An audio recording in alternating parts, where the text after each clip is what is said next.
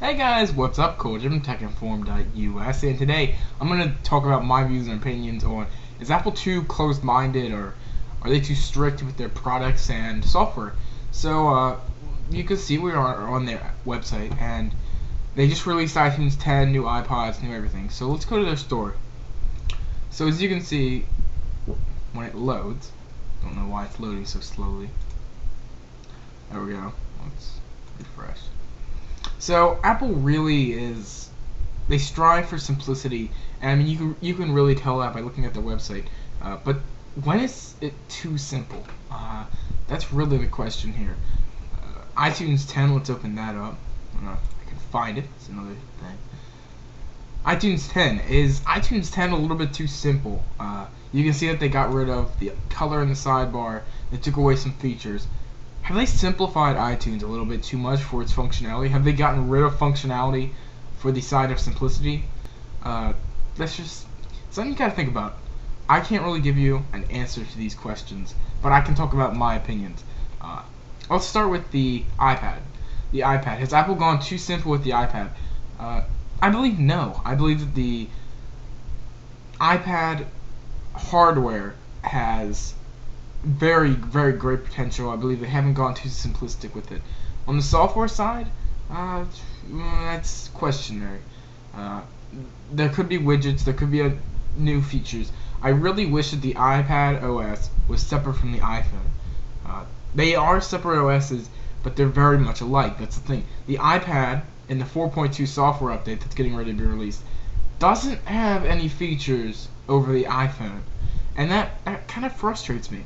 Because an iPad owner pays, on average, about 2 to 3 to sometimes 4 times the price of an iPhone. You would think they'd get some more features for that. And they have a 9.5-inch display versus the iPhone 3.5. You'd think Apple would be able to do a little bit more with that real estate, software-wise. Home screen. Home screen, even on the iPhone, which isn't near as bad as the iPad, is lost space. They could put widgets here. They could put weather, clock. You have a clock. You know what I mean? They could do so much with the OS on the iPad. They just haven't yet, and I think we will see that probably next year sometime. But I know it really frustrates iPad owners, and if I personally was an iPad owner, I'd be really frustrated. I'll probably be buying the second gen iPad as soon as it comes out. I'll probably pre-order it. But iPhone. Is the iPhone 4 too simplistic hardware-wise? Hardware-wise, it's not too simplistic. It's perfectly simplistic in my idea. Perfect hardware. You have exactly what you need. You have 2 cameras. There's nothing extra on here that you don't need, but there you go. iPod Shuffle. Nope, not too simplistic. iPad Nano. You get what I'm going at. Apple TV. Apple TV I think might be a little bit too simplistic. I don't know. Apple really, really is trying to make the Apple TV all streaming from the cloud based, and I don't know how well that'll work. Macs, they're not really too simplistic. Basically, I just wanted to go over in this video, is Apple being a little bit too strict with their products and too simplistic? Strict-wise, Apple's very, very strict. They're not lenient at all. With their software, they don't allow a lot of apps into the App Store. If they have the slightest tinge of possibility of streaming music to an iPhone in the future, they won't approve this app. Or it's kind of stupid because Apple will actually take ideas from the devs, from the developers that make these apps. They'll take that app out of the App Store, then they'll add that app's functionality to the phone, like iPhone HDR photographs.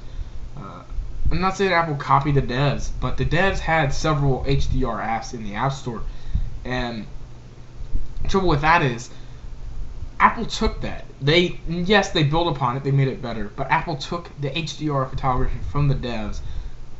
Someone sometimes actually removed their apps and built it into their OS. And I know it's very, very frustrating to some people, and that's caused some people to go away from Apple. And this is the same issue that Apple has had in the past, 20 years ago, 15 years ago, before Steve came back. While Steve was gone, that's what pushed Steve out in the beginning. He was too strict with their products. He had a lot of issues, and we might see that go again. I'm not sure.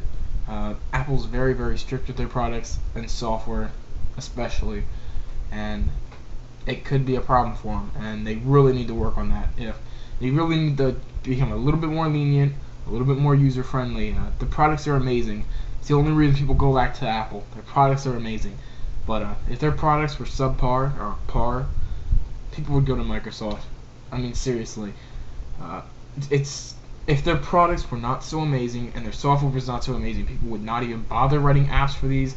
Nothing. It's basically just the functionality of the computer. Wait, I'm not going to get into this that far. This has been a good amount of time. You can see I've been recording for 5-6 minutes. So I'm just going to wrap this up. That's basically the video. I'm just talking about how Apple might be too strict in some ways, not strict enough in others. Not really. They're really strict. I love Apple personally. I'm going to be buying a 27-inch iMac sometime in the near future. Yeah. Also, off topic, what are your ideas on the NFL? See my new shirt? Baltimore Ravens. Pretty sweet, right? Probably there's only one viewer of mine, if that's a fan of the Ravens, so whatever. Thanks, guys. Leave your comments down below. Leave any questions down below, or send me a PM on my channel. Subscribe to me on YouTube, youtube.com/Colt4595, and follow me on Twitter, twitter.com/Colt4595. Thanks, guys. Peace out.